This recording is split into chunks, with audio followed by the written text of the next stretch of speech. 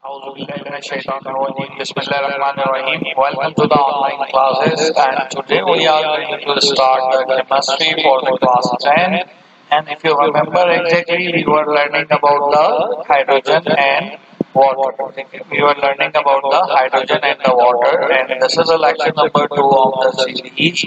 What we have learned in the lecture number 1, we have introduced the concept of a hydrogen and then the occurrence of a hydrogen and how we are going to prepare the hydrogen industrially. So this is what we have done in the lecture number 1. I believe that you have gone through with all the lecture, and today we are going to start with the physical properties of a hydrogen. ठीक है, physical properties hydrogen की हमें पढ़नी है आज. So let's start our today's lecture formally. और we have done these slides. Great.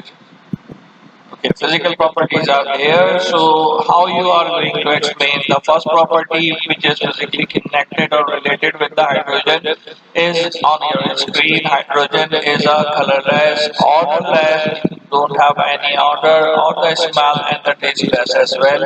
You cannot tell me the sweet, bitter or whatever the taste. It is insoluble in water. Why it is insoluble in water? Because water already contains the required amount of hydrogen in itself, so there is no room for the further hydrogen in that specific temperature, in the room temperature. But however you can do it, if you really wanted to make it soluble in the water, तो वो आप मजीद कर सकते हो. It is highly inflammable gas, burned with the blue flame, बहुत ही ज़्यादा जलने में मदद करती है. It absorbs, spelling mistakes को सामने avoid कीजिएगा, on the surface of a certain metal to make the surface sponge like which hydrogen gas absorb the metal on the surface to form a fine silvery powder.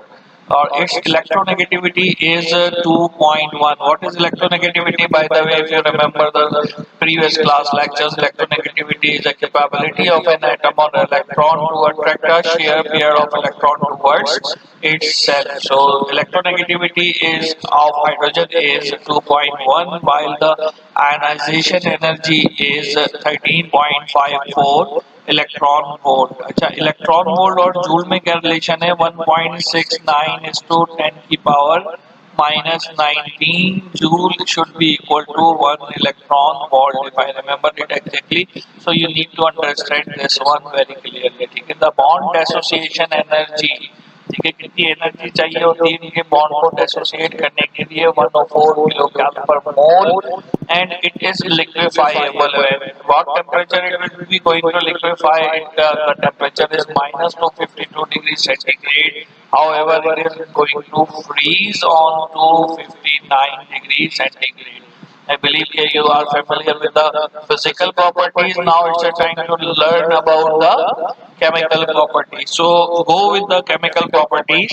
First thing is that it decomposes the molecular hydrogen. पीछे हमने पढ़ा भी था कि ये decompose होती है और डिकम्पोज होने में इसको आपके सामने एक हीट या एनर्जी की जरूरत होती है. तो इट इज डिकम्पोज होती है और कितने कैलोरी एनर्जी चाहिए होती है आपके सामने पीछे भी नजरिए के 104 किलो कैलोरी पर मोल या 435 किलो जूल पर मोल जो है इसको एनर्जी चाहिए होती है. It also react as a reducing agent. What it mean by reducing agent? It reduce the oxygen from any other compound. ठीक है, because it show the greater affinity for the oxygen.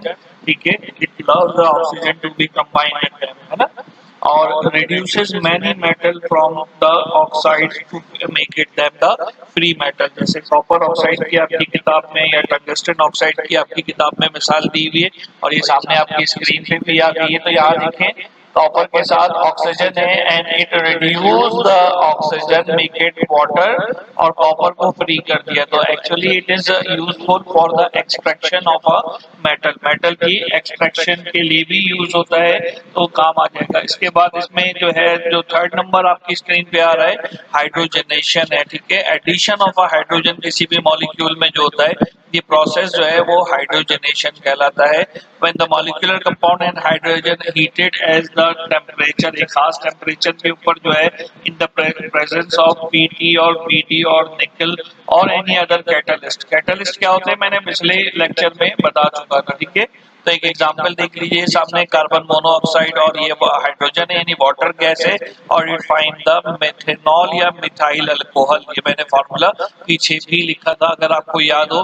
तो ये chromium है, ferric oxide भी होता है अगर याद हो आपको। तो ये सब चीजें जो है ना बना के ये क्या बनाता है, हाइड्रोजनेट कर देता है, यानी मोनोऑक्साइड के साथ रिएक्ट करके इट फॉर्म द क्या बना दिया इसने, मेथनॉल या मिथाइल अल्कोहल बना दिया। नेक्स्ट इज आगे एग्जांपल जो दी हुई है यहाँ पे आपके इथीन की दी हुई है, इसमें हाइड्रोजन को रिएक्ट करके ये इथेन बना देते हैं। यहाँ टाइपिंग मिस्टेक है, इस जगह पे आपने ए पढ़ना है तो इथेन हो जाएगा। इथीन में ये डबल बॉन्ड नजर आ रहा है और इसी तरीके से इसमें ये सिंगल बॉन्ड आ जाएगा। एडिबल ऑयल्स, खाने वाले जो ऑयल्स होते हैं इनको जो है सैचुरेटेड करता है हाइड्रोजन में एब्जॉर्ब होके, और वेजिटेबल घी जो है वो बन जाता है यहाँ पे।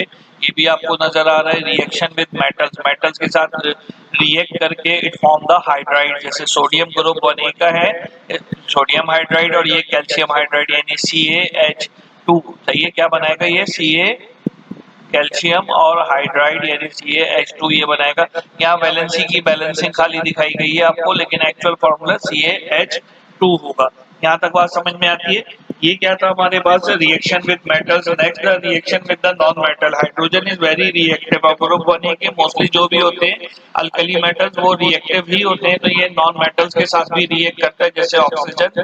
When it reacts with the oxygen अगर आप देखें तो it will form the water, we are familiar with this expression. Also it is reacting with the nitrogen gas forming the ammonia. ये अमोनिया का फॉर्मूला है NH3, ठीक है। Similarly it also reacts with the halogen family. Halogen में chlorine, bromine, iodine, astatine वगैरह होते हैं in the presence of sunlight and forming the hydrochloric acid. Similarly it reacts with the sulphur, गंधक के साथ रिएक्ट करता है और हाइड्रोजन सल्फाइड बनाता है। ये जो मैं नाम लेता जा रहा हूँ ना ये आपको अच्छे से याद होने चाहिए, क्योंकि इन फॉर्मूलों के नाम अगर आपको याद नहीं होंगे, इक्वेशंस लिख लिख के याद करने का तरीकेकार क्या है कि लिख लिख के और याद नहीं होंगे तो definitely you are going to get a trouble. क्योंकि मैट्रिक क्लास के अंदर जितने चैप्टर्स केमिस्ट्री के हैं मोस्टली ये आपके chemical reactions of a certain compounds और एलिमेंट्स के हैं। So what you need to do, you need to memorize it, and the only method to memorize it by heart, by brain, वो लिख लिख के याद करना है। जितनी ज्यादा टाइम आप लिखेंगे उतनी ज्यादा टाइम जो है वो ये आपके साथ होगा। आज का जो हमारा लास्ट टॉपिक है that are the uses of a hydrogen.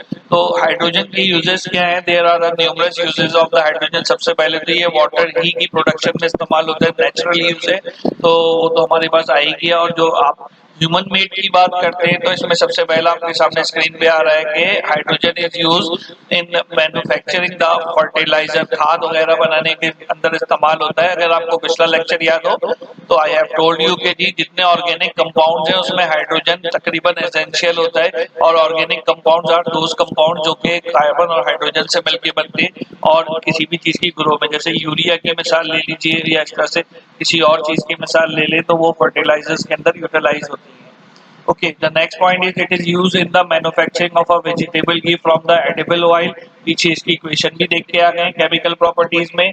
तीसरी प्रॉपर्टी क्या है इसकी हमारे पास, it is used in the manufacturing of tungsten bulb filament. एक जमाने में बल्ब जो आते थे वो टंगस्टन बल्ब आते थे और वो जो है उनकी फिलामेंट बनाने के लिए भी इस्तेमाल होता था। Further more it is use for the purification of metals, metals को ठीक करने के लिए इस्तेमाल होते हैं। पीछे हमने कॉपर ऑक्साइड की जो हमने रिएक्शन पढ़ा था हाइड्रोजन की मौजूदगी में, ठीक है। तो ये क्या बना दिया था, वाटर तो बना दिया था और प्लस कॉपर या कैल्शियम अलग कर दिया था। तो ये देखें इसके ऑक्साइड से उसको अलग कर दिया, यानी प्यूरिफिकेशन में काम आ रहा है। It is also use as a fuel in the form of water gas. Water gas का फॉर्मूला क्या था बेटा, कार्बन मोनोऑक्साइड प्लस H2। ये पूरा फॉर्मूला आपका कंप्लीट लिखेंगे तो that will got the water gas, ठीक है। It is also use in the weather balloon, ठीक है। वो जो बलून प्लेन्स जो होते हैं उनमें भी इस्तेमाल होता है। It is use in the formation of hydrogen torch, ठीक है। हाइड्रोजन टॉर्च के लिए भी इस्तेमाल होते हैं।